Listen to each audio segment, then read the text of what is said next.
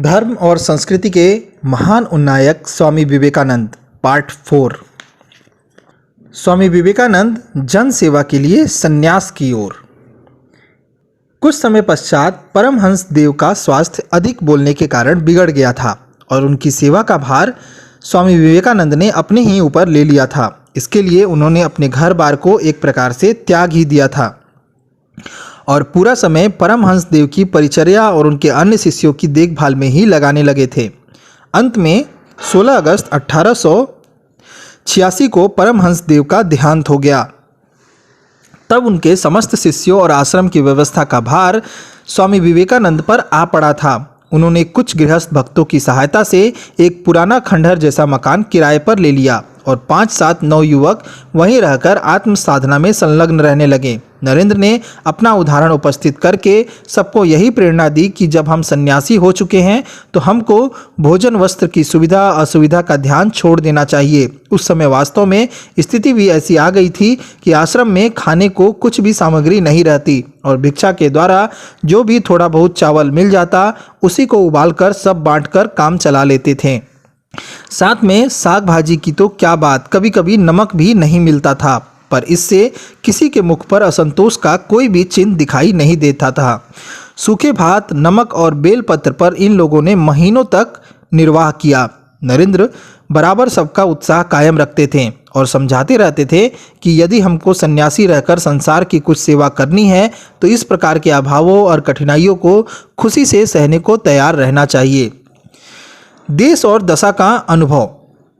सन 1888 में स्वामी जी नरेंद्र देश भर के भ्रमण के लिए निकले थे। उस समय उन्होंने अपने पास एक भी पैसा नहीं लिया था और ना ही किसी तरह की सामग्री। केवल भगवान के भरोसे वे आश्रम से निकल पड़े थे और वहां से वृंदावन होकर हाथरस पहुंचे थे।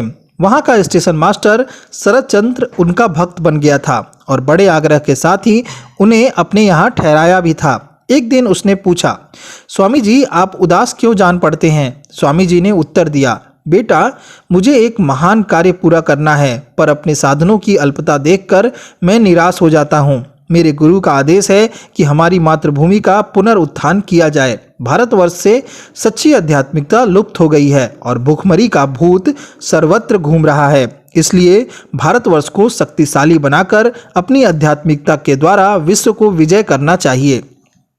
कुछ समय बाद स्वामी जी हाथरस से चले गए, पर शरद चंद्र ने उनको नहीं छोड़ा। उसने नौकरी से इस्तीफा दे दिया और साधु बनकर इनके साथ ही चल दिया। स्वामी जी हिमालय के विभिन्न स्थानों में भ्रमण करने लगे जहाँ की शरद चंद्र बीमार पड़ गए। तब स्वामी जी ने उसकी इतनी अधिक सेवा की जितनी कोई नौकर भी नहीं कर सकता। फिर हरिद्वार पहुंचकर वे स्वयं बीमार पड़ गए और 5 महीने की चिकित्सा तथा सेवा शुश्रूषा से बड़ी कठिनाई से निरोग हुए।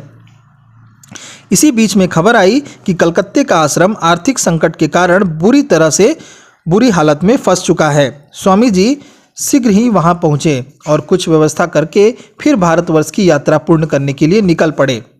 इस यात्रा में स्वामी जी को बड़े अनुभव हुए और उन्होंने विभिन्न भारतीय वर्गों की अच्छी जानकारी प्राप्त की।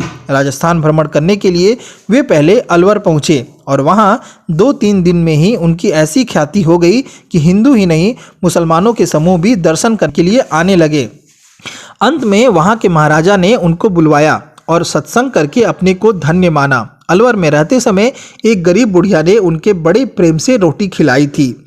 स्वामी जी उसे कभी नहीं भूल पाए। जब अमेरिका से विश्व विजयी बनकर लौटे और अलवर जाने का अवसर आया तो उस बुढ़िया के घर स्वयं ही पहुंच गए और उसके हाथ से मोटी रोटी और साग बनवाकर खाएं। चलते समय उसके घर वालों को चुपचाप 100 रुपये सहायतार्थ दे के आ गए। इसी प्रकार खेतड़ी के पास एक गाँव में वे 3 दिन टिक गए। वहाँ के निवासी उनसे प्रश्न और उत्तर तो रात दिन करते रहे, पर किसी ने भोजन तो क्या पानी के लिए भी नहीं पूछा। यह देखकर एक गरीब अछूत को बड़ी व्यथा हुई।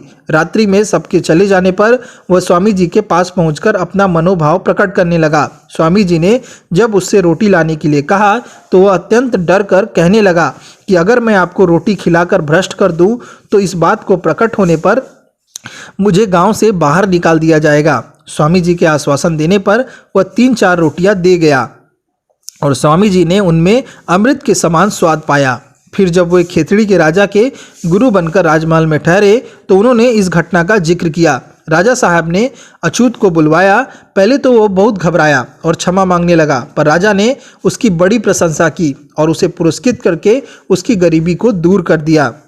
लिंबड़ी कठियाबाड़ में स्वामी जी सन्यासियों के एक आश्रम में ठहर गए, जो कि वास्तव में वाम मार्गी थे। उन्होंने स्वामी जी को भी अपने भैरवी चक्र में शामिल होने को कहा। जब उन्होंने इस प्रकार के व्यभिचार और कर्म से घृणा प्रकट की तो उनको एक कोठरी में बंद कर दिया गया और मारने का भी भय दिखाने लगे। स्वामी जी बड़ी कठिनाई से उनके फंदे से छूटे और उनको भ्रष्ट कर्म करने के अपराध में गिरफ्तार भी करवाया। इस घटना से स्वामी जी के ब्रह्मचर्य व्रत की दृढ़ता का परिचय मिलता है। मैसूर में भी महाराज ने उनका बड़ा सत्कार किया। एक दिन वहाँ के दीवान ने उनको कोई भेंट देने का बड़ा आग्रह किया और चेकबुक देकर अपने सेक्रेटरी के साथ में भेज दिया कि नगर की सबसे बड़ी दुकान में स्वामी जी कुछ पसंद करके उनको दिला दिया जाए। स्वामी जी ने सब कुछ देखा भाला, पर अंत में 12 आने की एक छोटी सी चीज़ लेकर दीवान साहब के आग्रह की रक्षा कर दी। इसी प्रकार उन्होंने अपने व्यवहार से यह सिद्ध कर दिखाया कि सच्चा सन्यासी